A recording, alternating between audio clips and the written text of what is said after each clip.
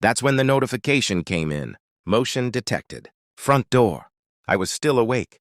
I've always been a light sleeper. Years of learning that silence is rarely innocent. I didn't move. I didn't breathe. I just opened the app. There he was, my wife's coworker, stepping out of my house like a man who knew the floorboards wouldn't creak. He adjusted his jacket, checked his phone, looked almost comfortable. The porch light washed over his face, clear, undeniable. He didn't knock when he came in earlier. The camera didn't record that part. It never does. I watched him walk down the driveway, calm, unhurried, like he wasn't trespassing, inside someone else's life. Upstairs, the bedroom door was still closed. I stared at the screen for a long time. Then I zoomed in, enhanced, saved the clip. At 2:17 a.m., I sent him a message. Nice meeting you last night. Coffee tomorrow at 9? 3 dots appeared almost immediately. Sure. He showed up. It isn't. It's subtle. It's lipstick applied more carefully than usual. It's sudden over time. It's her turning the phone face down when I walk in. She had been distant for months. Polite. Measured. Like someone rehearsing an exit speech in their head. I told myself I was imagining it. Marriage dulls the senses. Routine numbs suspicion. But I started noticing patterns. Her work emergencies only happened on nights I worked late.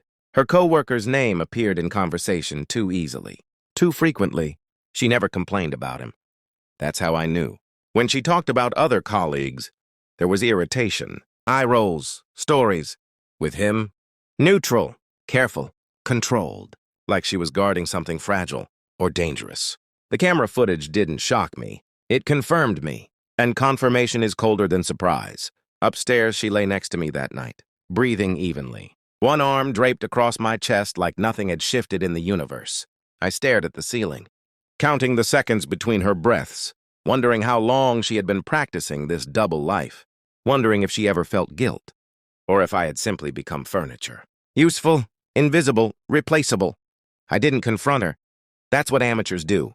Instead, I observed. The next morning, I kissed her goodbye like always. Big meeting today, she said, adjusting her blouse. With him? I asked lightly. She smiled. Yes. There it was. Confidence. I checked the phone records. Nothing obvious. Of course not. They used encrypted apps. I checked the Wi-Fi logs. 2 unknown devices connected regularly between midnight and 3. One matched his model. Predictable. I met him at 9 a.m. He walked into the cafe trying to look confused, trying to look innocent. He wasn't bad-looking, mid-30s, well-groomed, the type who believes he deserves what he wants. I stood to shake his hand. Thanks for coming. Is this about work? He asked. No.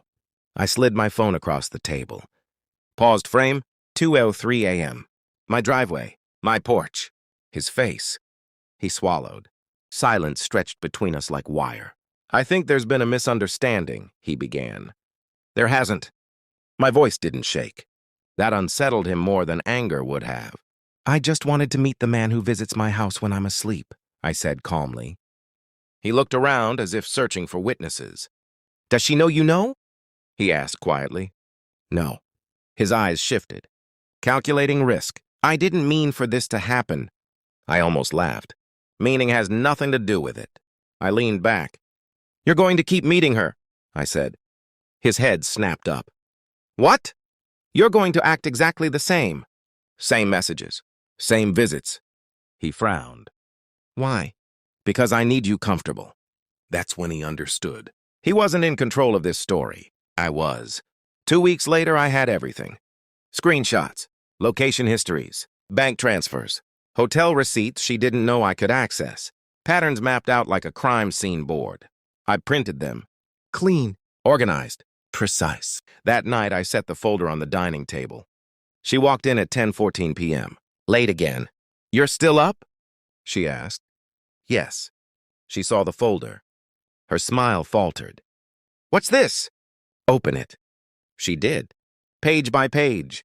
Her hands began to tremble. Her breathing changed. I can explain. You don't need to. Her eyes filled. Tears. Predictable. This isn't what you think, she whispered. It's exactly what I think. Silence. Thick. Heavy. I was going to tell you, she said. No, you weren't. She looked at me like she was seeing a stranger. Maybe she was. I know about the hotel, I continued softly. The weekends. The money. Her shoulders collapsed. How long? She asked. Long enough? She covered her mouth. Not because she was ashamed, because she was caught. And there's a difference. The next morning, I forwarded the evidence. Not to her. To his wife. Along with timestamps, receipts, clips. No commentary. Just truth. By noon, his world was burning. He called me 10 times. I didn't answer. My wife's phone exploded with messages. Panic, accusations, screaming through text. She stormed into the living room. What did you do? She demanded. I looked up from my laptop. I corrected the narrative. You ruined everything. No, I said calmly. You did. Her affair wasn't romantic anymore. It wasn't thrilling. It wasn't secret. It was exposed. Ugly. Public.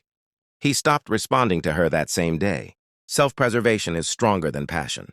She realized then. She wasn't chosen. She was convenient. And I had removed the convenience. She cried for days. Apologized. Begged.